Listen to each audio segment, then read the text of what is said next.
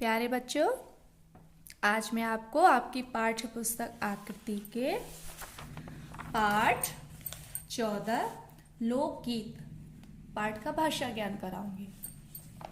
तो चलिए शुरू करते हैं। देखिए, हमारा पहला दिया है प्रश्न संख्या 5, वाक्यों में प्रयोग करो। अब देखिए, मैम ने कई बार करवा भी दिया है आपको कि वाक्यों में प्रयोग कैसे किया जाता है। तो देखिए, यहाँ पे कुछ शब्द दिए हैं, हमें इन शब्दों का प्रयोग करते हुए वाक्य बनाने हैं और उस वाक्य में इन शब्दों का आना बहुत ज़रूरी है। देखिए, पहला दिया है कल्पना। तो कल्पना शब्द को लेकर हम एक वाक्य बनाएंगे जिसमें हमारा कल्पना शब्द आना चाहिए। देखिए, यहाँ पे हम बनाते हैं, बच्चे परियों के देश घूमने की कल्पना करते हैं। देखिए, इसमें कल्पना शब्द आ गया ना हमारा। तो ऐसे ही आपको इन शब्दों का प्रयोग करते हुए वाक्य बनाना है। अब देखिए, आगे दिया है हमारा प्रश्न संख्या 6, अनुस्वार या अनुनासिक लगाकर शब्द पूरे करो। देखिए, यहाँ पर कुछ शब्द दिए हैं। अब हमें इन शब्दों पर अनुस्वार और अनुनासिक का प्रयोग करना है। अब आपने व्याकरण में पढ़ा था कि अनुस्वार अनुनासिक क्या होता है। देखिए, अनुस्वार क्या होता है? अनुस्वार होता है हमारा जो हमारी अंग होता है ना, अंग से अंगूर, ये हमारा अनुस्वार होता है। और अनुनासिक होता है ऐसे, जिसे हम चंद्र बिंदु भी बोलते हैं, ये हमारा अनुनासिक होता है। अब देखिए, इन दोनों का प्रयोग करते हुए हमें शब्द शुद्ध लिखने हैं। जैसे कि अगर अनुस्वार का प्रयोग करना है तो उस वाले शब्द पर हम अनुस्वार लगाएंगे और जिस पर हमें अनुनासिक का प्रयोग करना है उस पर हम अनुनासिक लगाएंगे। देखिए, पहला शब्द दिया है हमें बांसुरी। अब बांसुरी पर क्या लगेगा, अनुस्वार या अनुनासिक? देखिए, अनुस्वार तो आपको पता है, किसी चीज़ के साथ जोड़ना, और ये होता है उसी चीज़ के साथ हमें बोलना होता है। तो ये यानी कि जो हमारा बांसुरी शब्द है, इस पर हमारा क्या आ जाएगा, अनुनासिक। तो हमारा क्या हो जाएगा, बांसुरी, है ना। अब ऐसे ही दिया है आपका जैसे सग्रह। अब सग्रह तो कोई शब्द नहीं होता, तो इसका क्या हो जाएगा, संग्रह। अब देखिए, बोलने में भी अलग अलग हो रहा है। इसको तो बोला हमने संग्रह, न की आवाज आई, हल्का सा न की आवाज आई, संग्रह। और ये जो बोला, इसको बोला हमने बांसुरी, यानी कि चंद्र बिंदु की आवाज आ रही है, बांसुरी, है ना। तो जो शब्द दिए हैं, इन शब्दों पर भी आपको ऐसे अच्छे से पढ़कर और समझकर अनुनासिक और अनुस्वार लगाने हैं आपको, ठीक है। अब देखिए, आगे दिया है हमारा प्रश्न संख्या 7 है, मूल शब्द व प्रत्यय अलग अलग करके लिखो। अब देखिए, हमने व्याकरण में पढ़े भी थे, उपसर्ग और प्रत्यय पढ़े थे आपने। उपसर्ग क्या होता है? उपसर्ग होता है किसी शब्द के आगे जुड़कर उस शब्द का अर्थ बदल देता है, वो उपसर्ग होते हैं। और प्रत्यय होते हैं किसी भी शब्द में पीछे की तरफ जुड़कर वो उस अर्थ को बिल्कुल बदल देते उस शब्द को।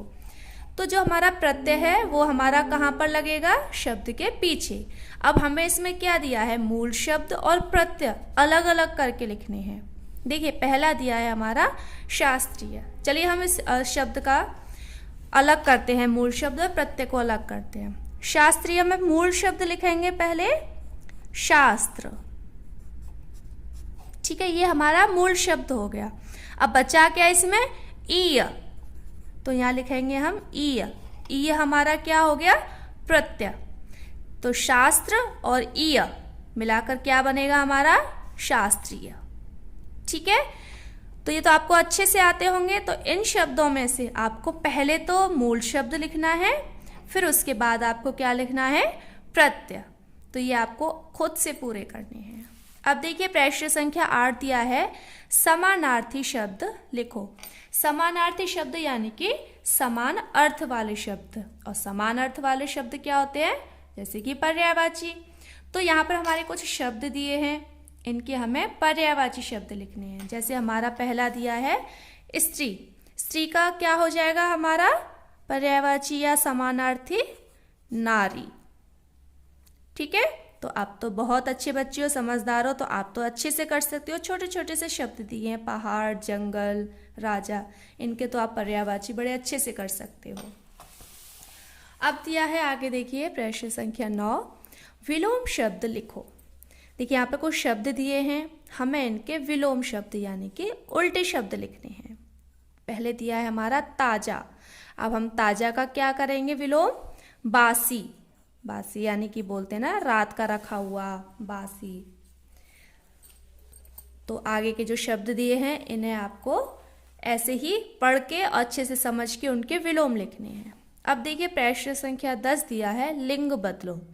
अब यहाँ पर कुछ शब्द दिए हैं जिसमें से हमारे कुछ शब्द तो स्त्रीलिंग हैं और कुछ शब्द हमारे पुल्लिंग हैं। तो जो स्त्रीलिंग शब्द हैं उनको हमें पुल्लिंग में बदलना है और जो पुल्लिंग शब्द हैं उन्हें हमें स्त्रीलिंग में बदलना है। देखिए यहाँ पर पहला दिया है स्त्री। स्त्री हमारा क्या है? स्त्रीलिंग शब्द है, तो इसका पुल्लिंग क्या हो जाएगा? पुरुष, है ना। ये तो आप बहुत अच्छे से कर सकते हो, ये तो आपने बहुत किया होगा और बहुत अच्छे से भी कर सकते हो उनको आप। तो शब्द दिए हैं, इनके आपको ऐसे ही खुद से इनके लिंग बदलने हैं। तो आगे चलिए देखते हैं प्रश्न संख्या 11, शुद्ध रूप लिखो। अब शुद्ध रूप यानी कि ये शब्द जो दिए हैं ये अशुद्ध शब्द हैं। अब हमें इनका शुद्ध रूप लिखना है। पहला दिया है लोकप्रिय, लोकप्रिय। अब लोकप्रिय कोई शब्द होता है? नहीं। लोकप्रिय क्या होता है? कुछ नहीं। तो शब्द तो जो शुद्ध शब्द होता है वो क्या होता है हमारा? लोकप्रिय। तो शुद्ध शब्द क्या हुआ हमारा? लोकप्रिय। तो ऐसी अगर आपको इसमें कोई होता है संदेह कि हमें ये कैसे करना है, क्या करना है, तो आप पाठ को अच्छे से पढ़ोगे और उसमें से ही हमारे शब्द दिए गए हैं। जो आपका पाठ है ना लोकगीत, उसमें से ये शब्द दिए गए हैं, तो उसको पढ़ते हुए आपको इन शब्दों को शुद्ध करके लिखना है। अब देखिए प्रश्न संख्या 12 पर दिया है आपका संधि विच्छेद करो। अब आपको मैम ने संधि विच्छेद तो करा दिए व्याकरण में, तो संधि बताई थी आपको। संधि कितने प्रकार की होती हैं? संधि 3 प्रकार की होती हैं। कौन कौन सी होती है संधि आपके? स्वर संधि, व्यंजन संधि और विसर्ग संधि। अब देखिए संधि तो 3 प्रकार की हो गई, लेकिन जो पहली संधि है हमारे स्वर संधि, उसके भी आपको भेद कराए थे मैम ने। 5 भेद होते हैं।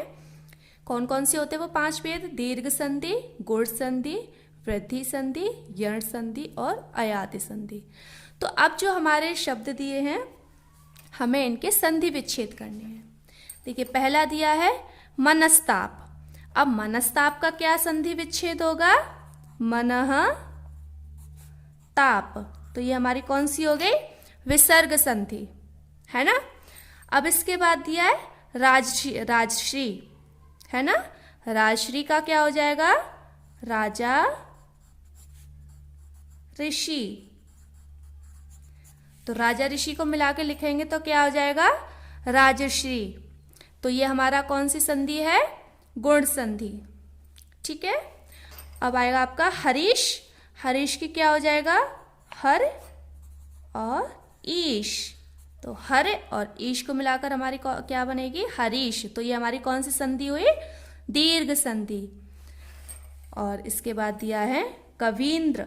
कवींद्र का क्या होगा? कवि और इंद्र। तो ये भी हमारी कौन सी है? दीर्घ संधि, है ना। तो आपकी गुण संधि और दीर्घ संधि कौन सी संधि के भेद हैं? स्वर संधि के भेद हैं। ध्यान रखिएगा ये बात। अब देखिए आपका अंतिम दिया है संकल्प। संकल्प का क्या लिखेंगे हम? समकल्प।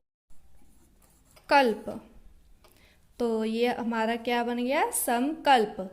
समकल्प को मिलाकर हमारा क्या बनेगा? संकल्प शब्द बनेगा। तो ये हमारी कौन सी संधि है? व्यंजन संधि। ठीक है। तो अब आपका गृह कार्य है कि आपको प्रश्न संख्या 82 और 83 पर, प्रश्न संख्या आपका 5, 6, 7, 8, 9, 10, 11 और 12 आपको अपनी किताब में ही पूरा करना है। ठीक है।